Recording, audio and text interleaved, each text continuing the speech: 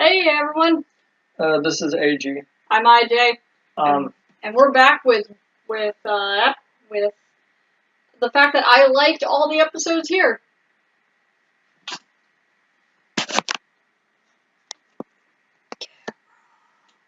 yeah. So we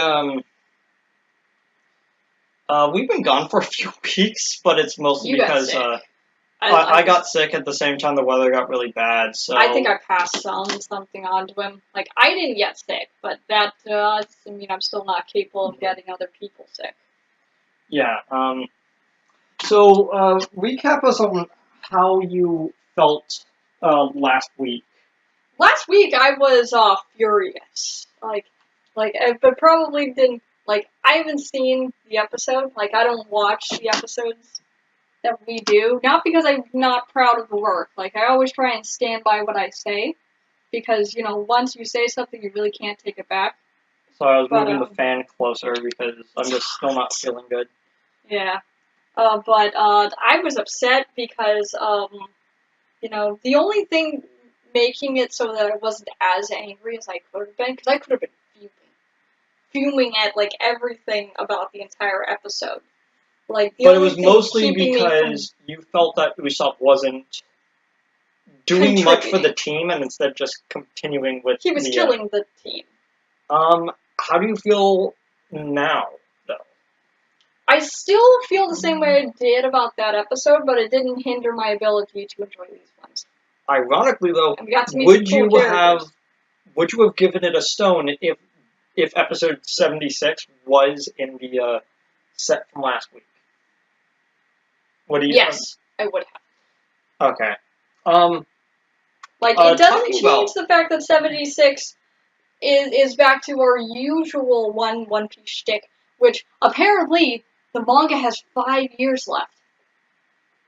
Yeah. Word from on high. It's probably something close. It's closer to 6 years. So we need to book it if we want to get to the end of this. We might actually cover the last episode by the time it comes out. Who knows? We should have a live stream of the last few episodes of Pirate Warriors.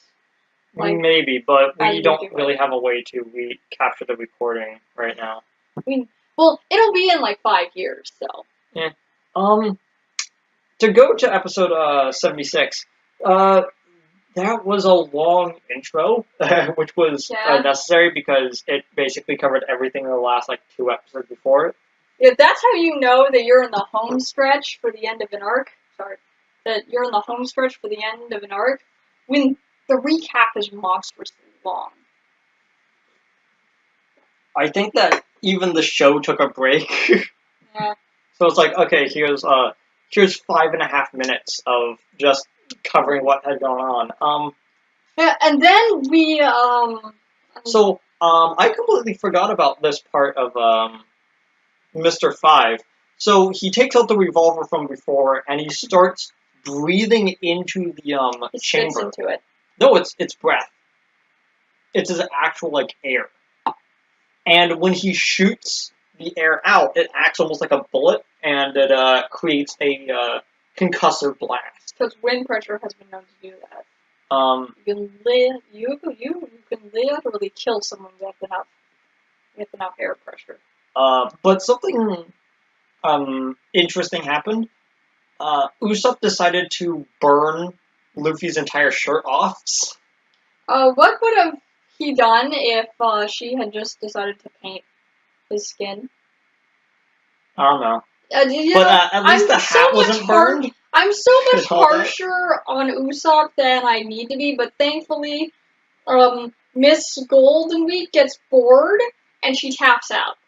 Which is the lamest way to deal with this villain. We then cut to Sanji, who something good. Who found the white cube house in the middle of nowhere. Yeah, and just strolls in.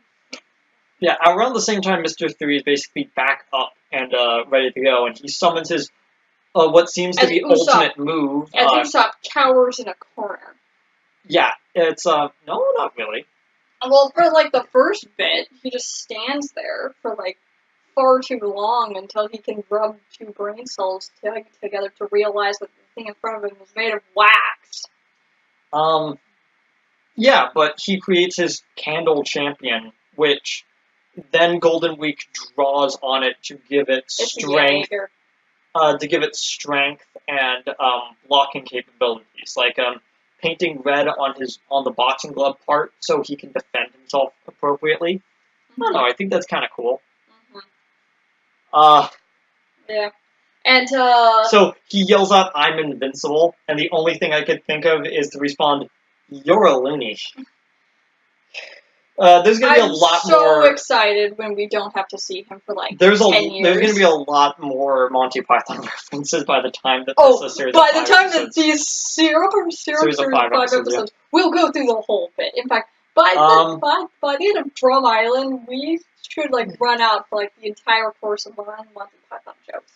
But so Luffy is stunned, not because the robot is impressive. It's because I completely forgot about this. Luffy really likes giant robots. He does. He really every single time it comes up, he has to admire it. Yeah. He's like, like he physically starts drooling, and then Mr. 3 says the so important and literal words of it will take 30 seconds for them to die, and I'm like 30 seconds. It should last at least a full episode then. So Usopp came up with the idea of like, hey, this is literally just candle wax. We can just burn the stuff. And so this fight would be so much a non-issue, even after Alabasta. Yeah, and so Miss Valentine basically just stops him around the track by just sitting on top of him and slowly increasing the weight of like, okay, oh, that's what happened. It was like all you have to do is bring some sort of fire. Here, Karu, grab this rope and run around. And it's like, what is that even supposed to do? And then he holds up a bottle of kerosene and just starts jumping it on the end of the rope. There's no way that it would have like wet the entire wick that fast, though. No, apparently it was already soaked. Oh, which means his entire bag would have gone up in flames. And why did he have to re-soak the kerosene then? Dramatic flair. But then Luffy goes, that's the wrong character. I need a fire. Hey, I'm gonna use you. Grabs Mr. 3 and like wick hair and like drags him over. Pulls him towards the line to set on fire. Oh. But which is actually pretty cool. Like it got brownie points for me for that one. It's like that's a good like use of actual intelligence from you two.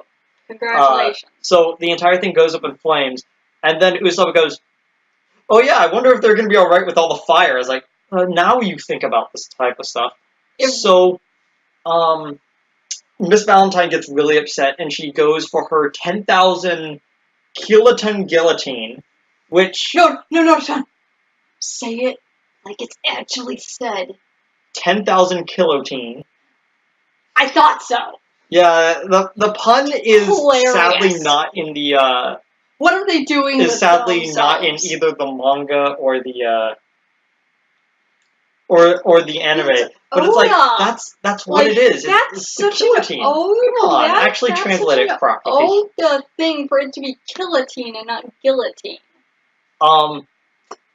Mr. 5 goes for the kill shot, trying to shoot them with every single bullet he has. But instead, Usopp goes, "Oh, I know what to do," and he shoots an exploding star at him, and he goes, "Sure," and then he just eats it, and he goes, did you really just do that? And then Mr. 5 starts coughing because it was actually his Tabasco star from earlier. Before the arc, back during the buggy filler arc is when he was making this a while ago. Yeah. We went through like half a season before we saw this again, which is really cool, and I liked that. And so he gets really upset. So he goes for he's gonna self-destruct himself. And then Zoro shows up on fire and just cuts the guy down. Yeah, he might explode with all the hype he's got, like, a leeching off of him. Usopp's Although, Zoro's amazing. A really good final moment is where, actually, I don't think it's a final moment. Usopp, Luffy gets really upset, and he says the line, "Real men don't spoil people's fights." Yeah, I wrote that down, too. Yeah. That's why I love Luffy. He's just so earnest. Like, he doesn't need much, but what he needs, they're actual physical needs of his, like food, air, beer, and a really good fight. Luffy, he doesn't even need water, he just needs beer. Yeah. So,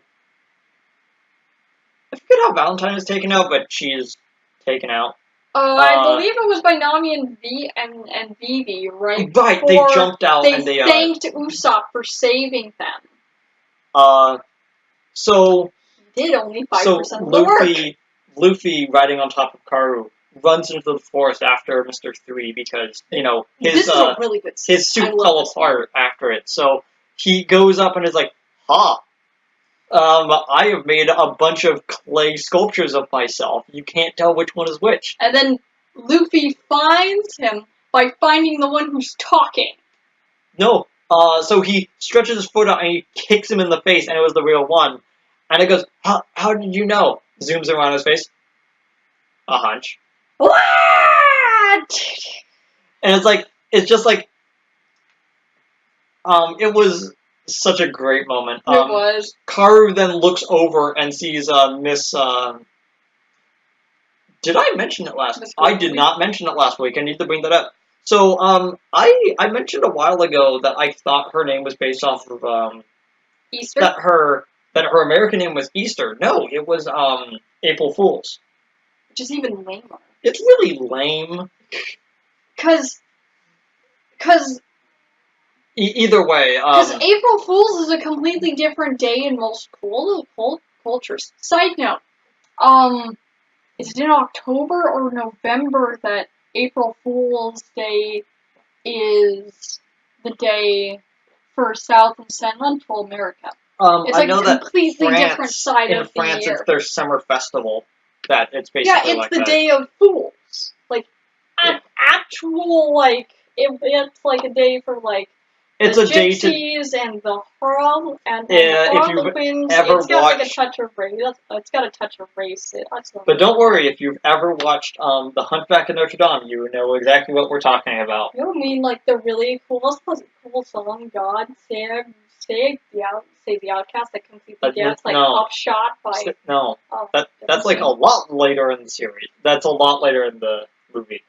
Those are really the only three scenes I remember from Hunchback of Notre Dame is the festival in the square where Quasimodo wins the. Maybe it's because I recently saw it that I've never watched that movie. That I'm able to recall a lot more. But yeah, it's like it gets really weird at some points where it's like all the gypsies must escape.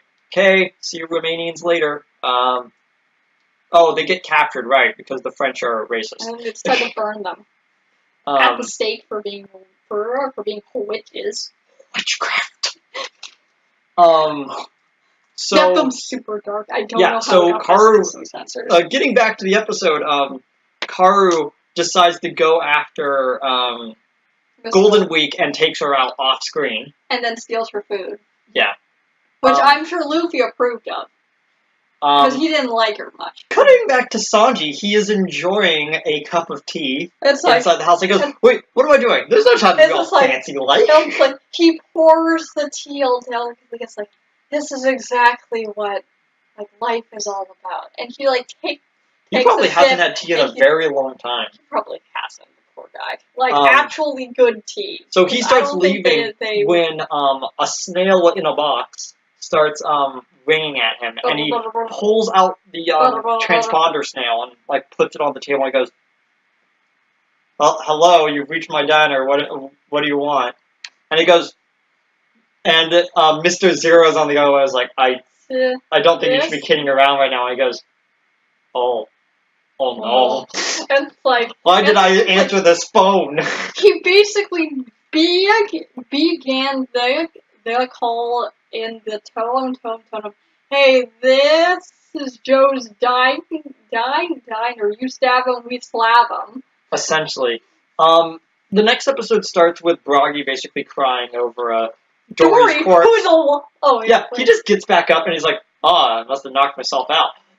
Turns out that when he slipped on the wax earlier, he actually hit his head on the ground, and so the axe didn't go as deep, and it just knocked him out. So it's like, okay. I ain't even mad because I liked Dory. There will be a fake-out death in the future that I will probably be mad at. The episode starts not with a recap of what had happened in the previous battle, but it's around this time that we get a small little recap of, hey, Sanji found this place and he pulled the snail out, and so now he's talking with Mr. Zero, and he goes, okay, how do we go about this? And he goes, and he's trying. The Straw Hats are dead. Mission accomplished. Okay, good. I'm gonna send you an eternal log post for Alabasta. Make it there as quick as possible. Okay, the Unluckies will be right there. Looks over and they're sitting right there like, I see. You missed the part where Crocodile has a literal golden crocodile in the back of his house. I was gonna bring that up when it's important. A few episodes from now. Here's a golden crocodile. It's small. We can't not bring that up right now. It's referred to as a shiny.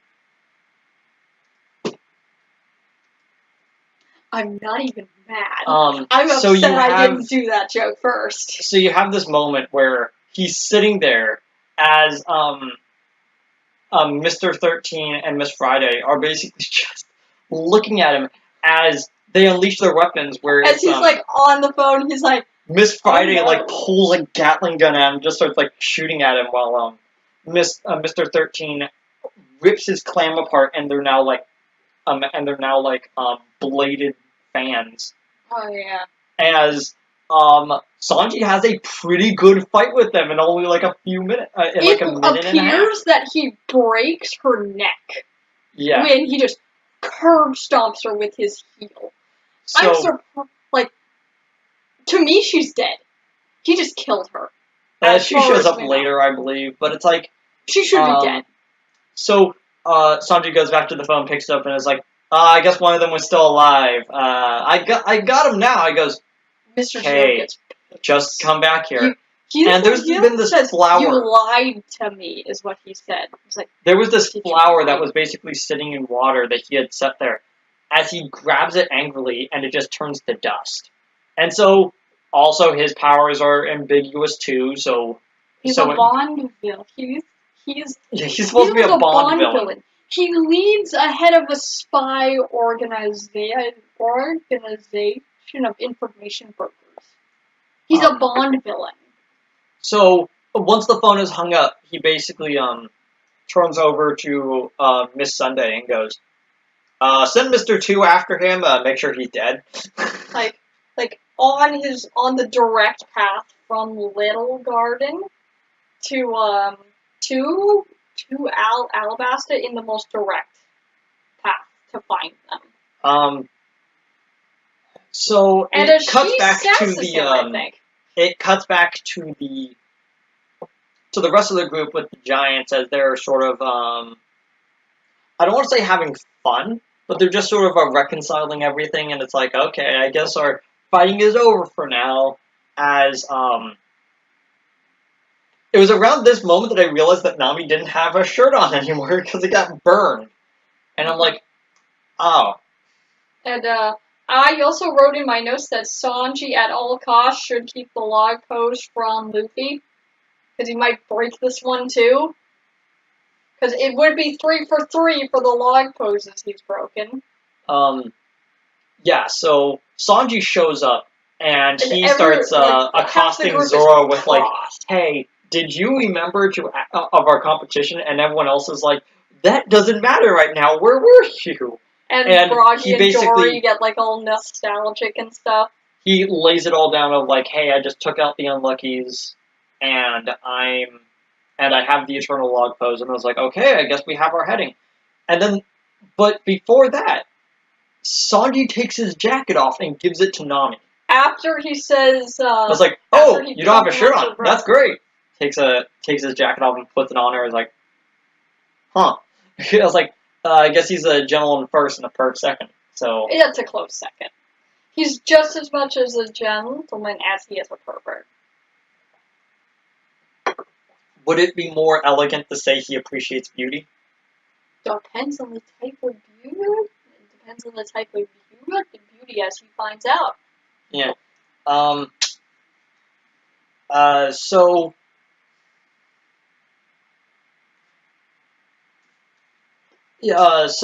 here's an important thing to note. So it has been I think it's been stated that Luffy sailing in just a random direction would have been needed, because if they're right here, they need to get and they're going to continue on this path, and Alabasta is all the way over here. They had to actually switch over, find a random island, believe that log post is going to go there, and who knows? It was like, it could have been really bad for them. Mm-hmm. Like, because they could have run into any island.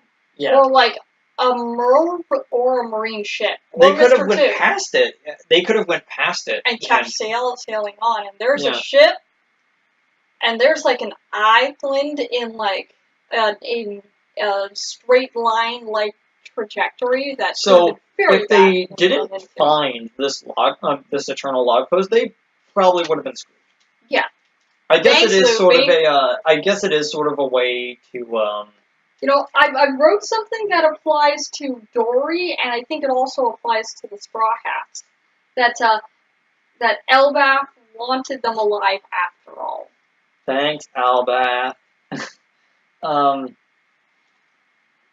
Yeah. So. Oh, and when Sanji rejoins the group, Luffy, Usopp, and Kuro are eating all of Miss Goldenweek's rice crackers. Yeah. And probably the rest of her food. So Sanji and Zoro have this measuring contest where they go like, no, my hunk of meat's better. No, my hunk of meat is better. And Luffy goes, I'll eat them both! And it's like... And Nami's like, does size really matter? And it's like, I guess not. And so they just cut off the parts that were necessary. But you can tell that Sanji took more from his than as if to prove a point. Yeah. Like, even if his didn't have as much usable meat, he still would have taken more from his than Zoro's. So, Luffy, in his iconic pose of pointing towards their destination, basically sails off, and then they realize that the giants are waiting for them near the where the water becomes from the island into the sea.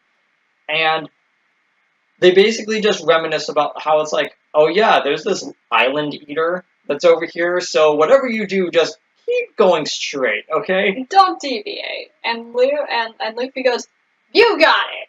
Did you write down what they were saying with the Spear of Elbaf, like the thing before it?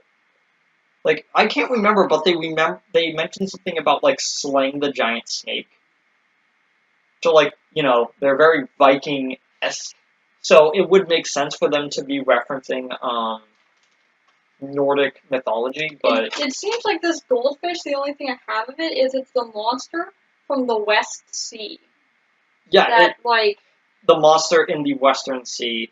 And it goes up and it starts it's almost like they were hunting the ship, it from the beginning. And its mouth closes over them, and they're all like scared. Well, Luffy's fine. Usopp is like trying to be actually brave. But then Dory and Bragi summon their fighting spirit, channel it into their weapon, and I forget if they actually clash the weapon together or if they like hit the same part of the water. I think it's both at the same time.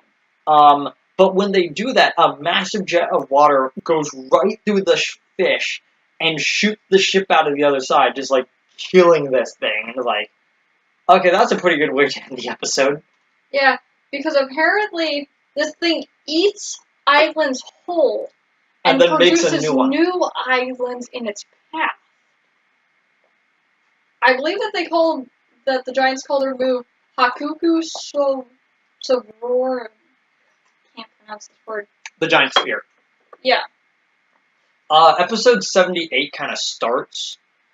We're on Drum Island. So the episode's names that we usually write down of just like there's always a first part and then there's a second part. Mm-hmm. First part is Nami's sick, but then the other title is Beyond the Snow Falling on the Stars. And it's like... You couldn't get any more artsy if you tried. If you were Mr. 3, you couldn't be any more Yeah, so it's like, that. that's so long that it needed like a second space on the... It needed like a third line. Like, where I was watching, I was like, that's far too long, guys. So, did you want to actually keep a tab on this? This is technically the second time their ship has flown. Yes. Yeah. We should keep a tab of this. Yeah, it seems to be a running theme now that they're not. Yeah. The ship will get a lot of airtime, trust me. So Usopp is moved to tears as they fly off, and they're like, this is what true strength is. As a flashback happens. And it's Dory and Broggy's backstory of how they wound up on the island. It's nice to know that Waluigi got a job after he was kicked out of Smash. Yeah, he became a giant pirate. Makes sense to me. I mean, Wario is supposedly 10 feet tall. Yeah. But it is kind of cool that it's like, I was like, it shows how the skulls got their own so island. whose Sea King is bigger because they went out fighting Sea Kings. And so they laid them down on the island and start arguing about which one is which. And which has its parallel to Sans, but then you see Zoro, which they were hammering from the beginning of this arc. But then you see time like speed forward, and you realize that the giant white stones that they were using as base as camps were basically the giant Sea King skulls. Mm-hmm. And it is kind of cool of like going like, oh, okay, that's what they are. Because like I thought they were bone, but I didn't realize how big they were until you like see what the fish used to be. And then they celebrate their newly refound friendship and agreements that life is wonderful by going back to duking it out on the island. Yeah, one of them is not dead yet. Yep, have to probably keep going. Still fighting it to this day. Who knows? It wouldn't surprise me. And we cut back to the Straw Hats, where Nami is busy dying. Yeah, Nami suddenly became sick.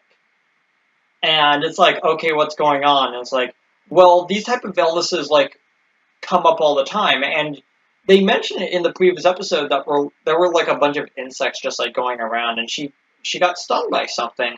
So, who knows? Maybe this is, like, yellow fever or something. Oh, I wouldn't know. I've never gotten yellow fever. And she is having fever and flu-like symptoms. And her fever's actually pretty high. And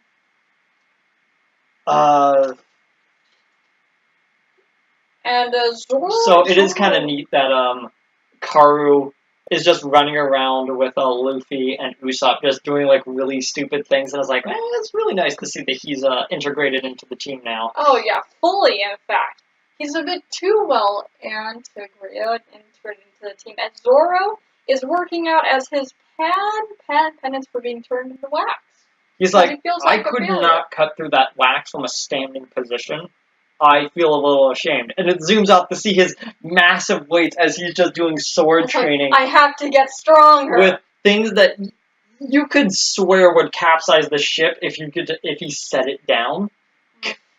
He probably uses them as anchors. Yeah, so... And, so Sanji basically goes, I know it's not her diet, of the reason why she's sick, because I tried to make balanced meals for people. Only the best of the stuff in the pantry are given to the girls. To the guys, he basically gives the rotten food. And Luffy is like, don't worry, I like it. It's still the best food I've ever had. No, it's the idea that he waits for food to almost start going stale before he gives it to the crew. Meanwhile, the more fresh stuff he gives to Nami and Vivi, and they're just like, yeah, it's like this. And as they're just having this conversation, Vivi yells at them, "Who in the world are you guys?" And I don't think she's as well integrated as Karu is to have the ship yet. That's a pretty good line. It's like, so Nami kind of wakes up and goes, well, we have to hurry. You can't just worry about my health. And it's like, why? And she pulls up the newspaper and it says, and Vivi just starts reading it off. The Cliff Notes version is Vivi's island of Alabasta. I think we kind of glossed over it, but there was a civil war currently going on, and Crocodile is responsible for spearheading the fight against the king. And 300,000 royal soldiers turned to the resistance. Yeah, which made it pretty one-sided of what was going on, but it kind of seems like the Civil War is either done or basically about to end. And it will end in bloodshed of hundreds of thousands. Yeah, and it's like, this is becoming really bad. And Nami goes, I don't need a doctor, we just need to get to Alabasta. I think this crew is in desperate need of a doctor. Yeah, and it's like desperate need of a doctor. Who out of all these is knows anything about medicine? And they all point to Nami, and it's like, dang it. And you can see Vivi's look of realization. It's like, we're all doomed here. They left without a doctor. Let me just recap really fast. Nami is sick. They can't gain any more speed because they're going as fast as possible. The Civil War is basically over, and it's going to end up pretty badly. Mr. 2 is teased of like, hey, I'm showing up, but we still don't know anything about him, so we will leave it until he actually shows up to talk about him. And the weather just starts freaking out because they get really close to a winter island. As Nami's first temperature is recorded at 40 degrees Celsius. Which is like... Now, for those who go by the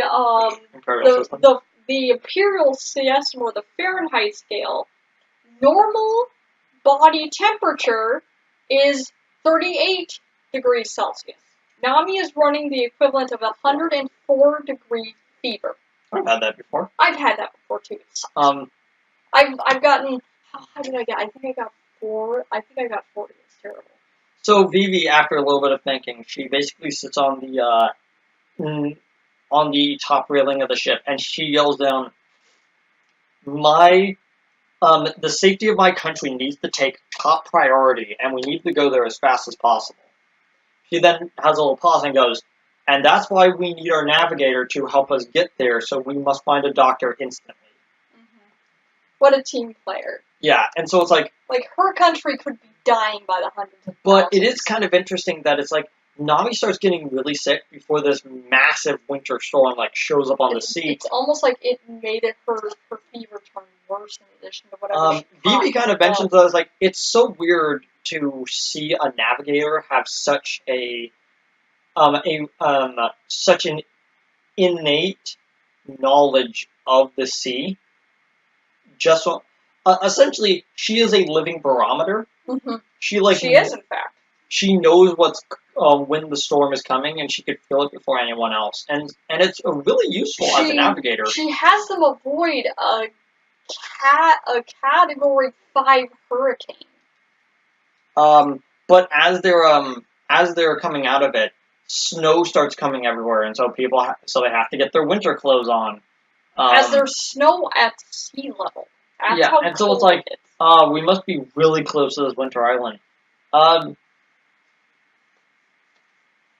Then they find this Harlequin-looking guy just standing on the water. He's not even a cool Harlequin either. He's just a weird Harlequin.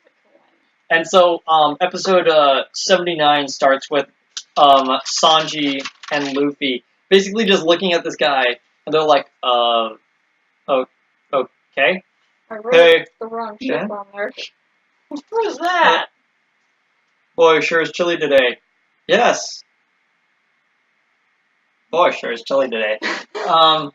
It's almost like that's the code word, as they get ambushed by freaks in armor. The entirety of the almost submarine-like ship comes up out of the water and like slams into their ship, making it so that they can't really move.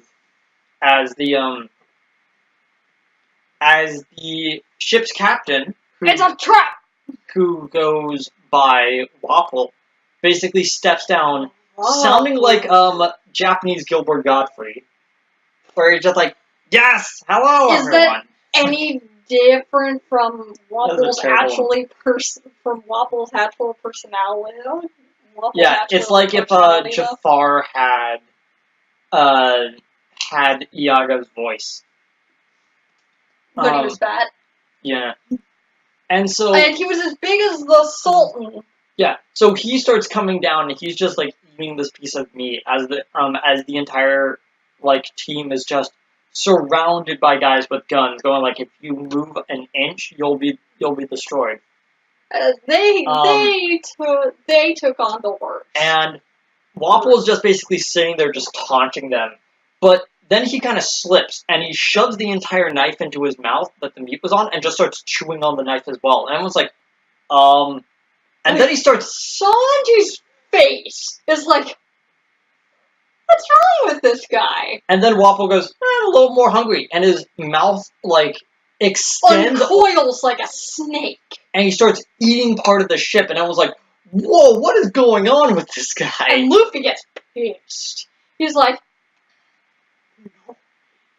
he touched Luffy. And everyone's, like, really concerned. And then they start fighting back. And like, BB yells over the car going, Bird, watch over Nami. He's like, okay. And he runs back You downstairs. don't have to tell me twice. I'm not going out there.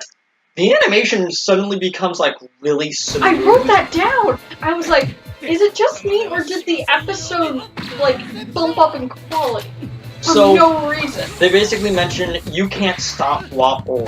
He ate the munch. He has the munch fruit, which makes it so that he can eat anything.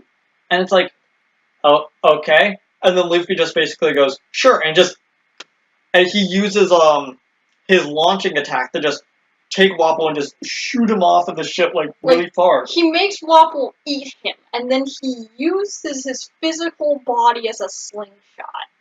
Yeah, it's pretty good. And it's like flies off, and it's like the crew and it's like, oh no! It's like, is that the captain? Oh no, he can't swim.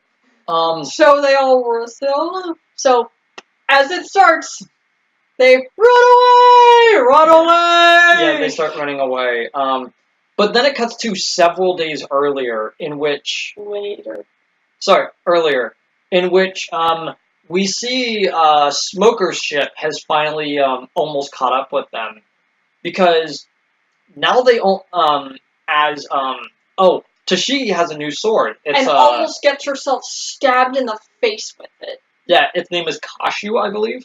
Kashu, I didn't write that down, but if that's the name of it, that's the name of it. I was more focused on how much of a klutz she was in this part. Yeah, she's such a... She comes up to Smoker, who was being shown a black snail, which is in, like, a ring. And it's tiny, it's like this big. But it's used to, like, intercept the other It's a wiretap.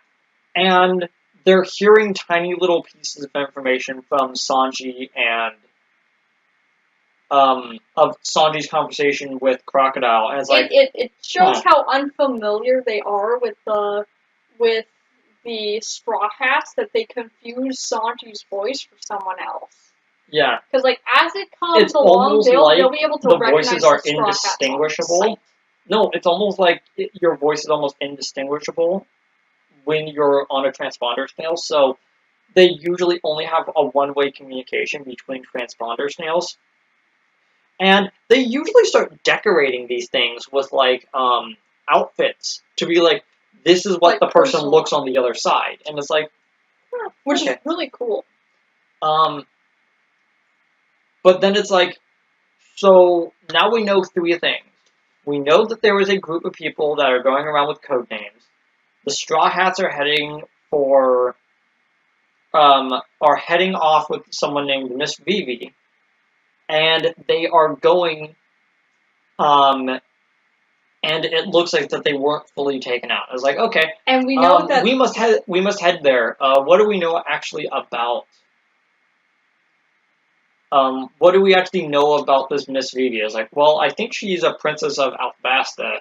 So let's go there. I was like, oh yeah, Mr. 11. As they look into a guy with like clock hands on his face to make him 11. As they like, tied him. So anything you want to tell us? And as he's like tied to the mast, he goes, not really. And he goes, I don't know anything. There's a. Oh, it's like I've never heard of this Mr. Zero, or as like Smoker pulls out letters that Mr. 11 received. From No. Zero. This is the important thing where he goes, well, your letters are going to be more important. As Mr. 11 starts panicking, they're going like, I thought I burned those. I didn't. I don't know what those letters are for. Oh, so you did have letters. It's like, I love Smoker. Me. I love Smoker. So Smoker then sails off, and he will be back for Alabasta Civil War. That fight's gonna be amazing. I've watched that episode so many times. So Luffy is trying to cheer her up by contorting his face into really odd manners. And like he turns himself into a balloon animal, and that's not a euphemism for something either. It's something he actually does. So Nami basically wakes up in the middle of the night as everyone's basically just sleeping. Oh, I forgot to mention.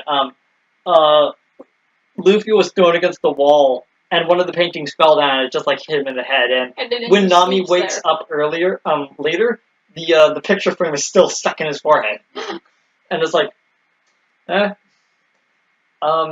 So Sanji is basically just sitting in the crow's nest as he hears like a knocking sound on the ship, and he looks down and Usopp is once again angrily fixing the ship.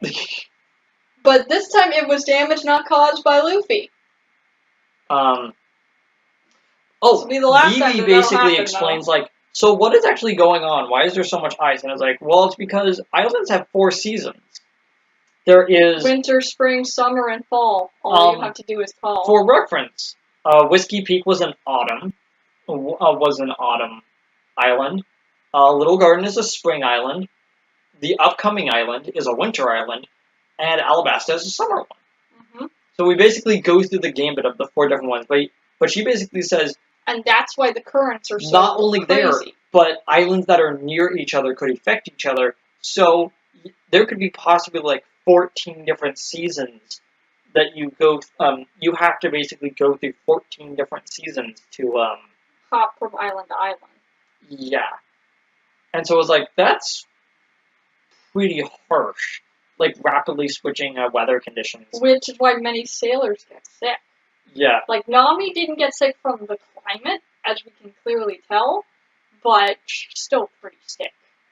Speaking of the island, they go to this, they come up to the winter island, and they start sailing up, and they're it's like... also 10 okay, below, we have to, it's also 10 degrees below Celsius. I didn't write down the transference for that one, but... So basically, they're going, and suddenly civilians pop up, and they're like, we're not interested in island, in pirates being here. And it's like, okay, I think we could work it out. And then a gun accidentally goes off and shoots Vivi, and it's like, well, okay then. Nami is okay, but... you mean Vivi, or do you mean Nami? Yeah, Vivi is okay. Nami's not as okay. And Luffy gets... but it's okay because her arm is... it only grazed her arm. Mm-hmm. And she goes down into a deep bow, going like, please help us. We have someone sick and we really need a doctor. And Luffy, understanding what this means, like, goes down and also gets into a bowing position. Which shows a lot of character from Luffy, that he's willing to take cues from someone he basically met 2 weeks ago. We also get a really clear sight of Zoro, because he starts training while they're on the ship. Mm-hmm. Because they're like, okay, we will bring because he's a little bit too strong. So we can't have him it's going almost head like to toe he's with Wall. also he's also trapped under the protagonist can't fight dynamic, where it's like, he's too powerful, we have to move him away from that. He'd aggro everything on this island. He's had enough. Also, Zoro shows off that he has pretty bad scars on his legs from where he tried to cut them off. And it's like, oh, those are actually pretty deep. And then you realize he's going to get a lot of scars by the end of this series. Yeah. Some will heal. This is why they need a doctor. Which, and the doctor surely shouldn't be that hard to find. We cut to the title of this episode. An Island Without Doctors. I'm like, so they reach Bighorn Village, in which they basically state, no, there are no doctors here. And it's like, but we can try to help but there is a witch that lives at the top of the island. She's crazy. Yeah. She'll kill you. So there's a really good moment where it's like they talk about the local elections, and this guy, Dalton, he basically goes, "Do not vote for me. I am nothing but a sinful man," and that gets Vivi's attention a little bit. Everyone needs to vote for this guy. He's perfect. He seems in charge, and people look up to him. And he doesn't want the position. He should absolutely. There's a really good moment where it's like they're all inside Sanji and Vivi are inside with Nami and Dalton, they're eating, and they're like drinking warm tea. Yeah, and they're like, so what are we gonna do? I was like, well, you can go to find the witch, but it's kind of hard to scale up the giant column mountains that are here. And it's like, where is she? She's on the biggest one. Looks over out the window. Hyper Snowman versus Snowzilla blocks the dramatic view. And Sanji gets really upset that their awesome battle is stopping the dramatic reveal of the island, which was pretty great. Yeah.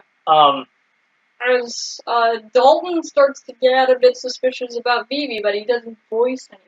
Probably because he already knows. Probably because he doesn't have any actual proof for who she actually now that is. Luffy and Usopp are now inside and away from their snowman battle, which was probably really cool. We learned he basically explains that, like, Dr. Kureha, he named her as the Mountain Witch.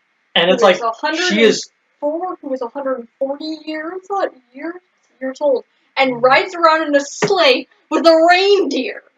So she's evil Dr. Santa. Yes.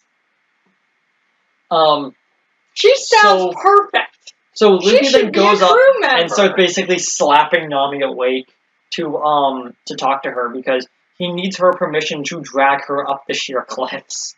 Which is really nice he asked before he did so, as she is going fast at a temperature of 42 degrees Celsius.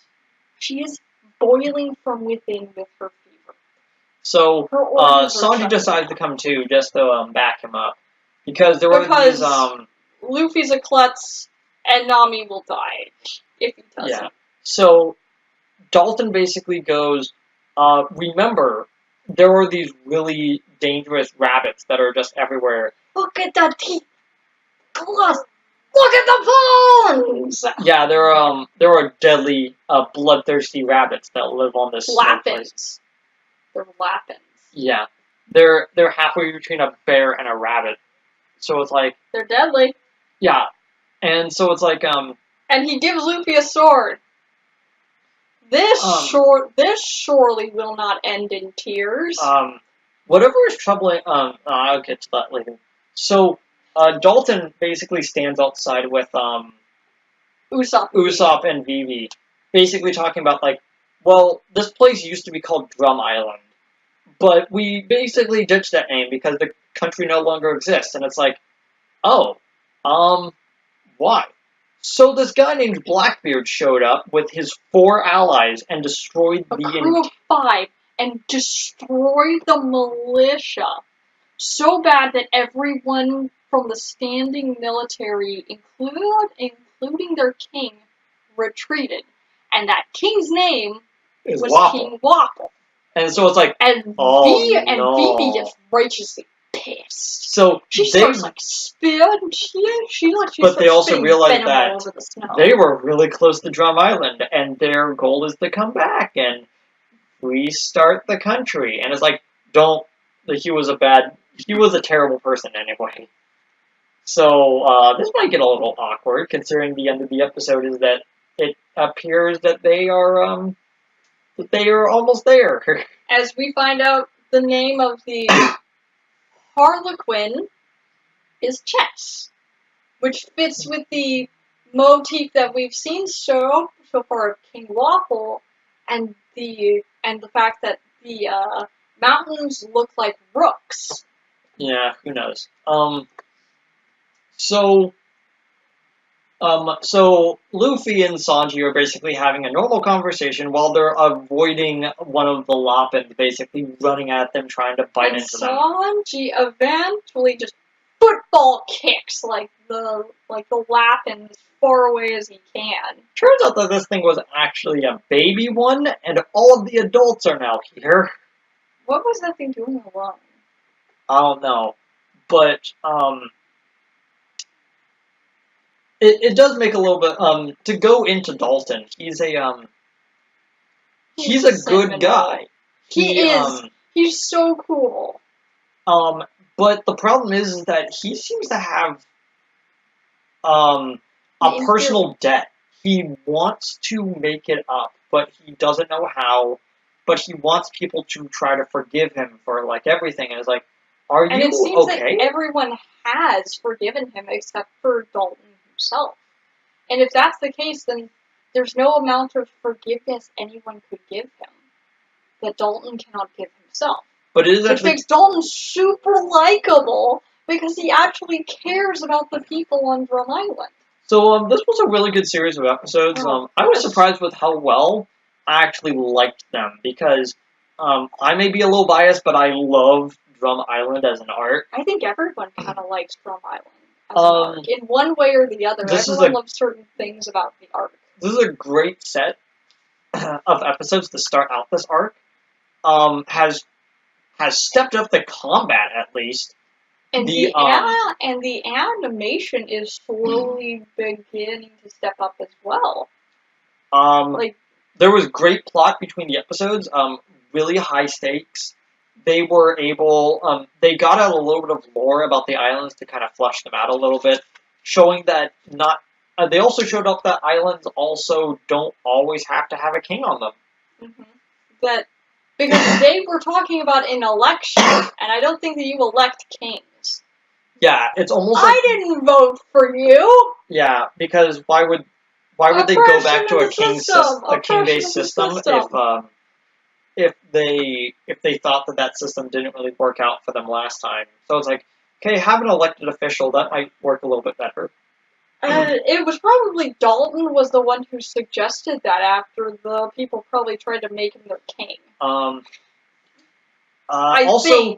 new batch of enemies with really interesting looking characteristics and maybe powers. Who knows? Blackbeard. I forgot Blackbeard was name dropped this far back. And you can actually see his silhouette, which looks really, that looks really close to what he really looks like. Because if you know anything about pirates, you know that Blackbeard is not a name you give to just any old pirate. You give this to someone that you intend to be the final boss of the series. Or at least the secondary final boss of the series. To elaborate a little bit more, this was not supposed to be the last arc of the series, but Crocodile was supposed to be the final boss. It really did feel like that the series was going to end with them chasing down Crocodile to Raftel and then finding the One Piece there. With the introduction of Blackbeard, it was clear that Oda no longer considered Crocodile an official, the final boss that he really wanted. So he made Blackbeard to sort of be the final antagonist, way off in the distance of, hey, we're going to get to him eventually. Apparently he thought that by the span of 5 years of publication, Luffy would have gained 10 crew members under him, not including Luffy himself. Yeah, which is because each interesting to arc note. was supposed to have a new party member. Yeah. And it's been averaging about that. And then we hit the end of Alabasta, and that kind of dips. It's like, no. You get one in Skype here. You get one in Water 7. You get one in Thriller Bark. You get one in Thriller Bark. That's about it. And then we go to Stavondi. In which there isn't anybody. And then we go to the time skip. We still don't get anybody. But it is Fishman Island. At time skip in the Fishman Island, he gains one, but he can't join him yet. And then he Then we go to Punk Hazard. Punk Hazard, which goes into Dressrosa, which technically he gets a lot of allies doing that. And then there's an arc in between Dressrosa and Zo, which I didn't even know about. What's the name of that arc again? I have no idea. I wrote them down. Either way, I give the series Silver Mine, which we don't get anybody in that one. So, Stacy, you're thinking of mini arcs. I'm thinking of over arcs. Over arcs? Yeah, because Drum Island is an arc. Little Logarn is an arc. They're mini arcs inside of them in a major arc. I'm going by the seasons. Either way, I give this I give this set of episodes a gold. What do you give it? I give it a very high silver. Like individually, all of the episodes are silvers. But combined, they're more than the sum of their parts. Yeah. They become a story. I gave basically most of these episodes gold, besides the first one, but that's because it was still riding on the previous episode. That was hard to kind of sit through. Yeah. But either way, I really liked these episodes. And I think and you agree too. Yeah, like these were very high gold, and I really liked them. Any final thoughts? I'm really hoping more from Usopp in this arc, but I don't think we'll see it. Considering like this is one of the great things about I believe Usopp doesn't really do much until Water 7. Yeah. This is the great thing about it being so long since I've seen or read any of these arcs, that I don't know what the individual characters do on a blow-by-blow basis. I get to just enjoy the ride along with it. And I think that's really cool that I get to actually enjoy the series instead of... But when we come up to Alabasta proper, there's an episode I can almost recite. I've seen it so many times. Well, a pair of episodes, really. I guess that's it.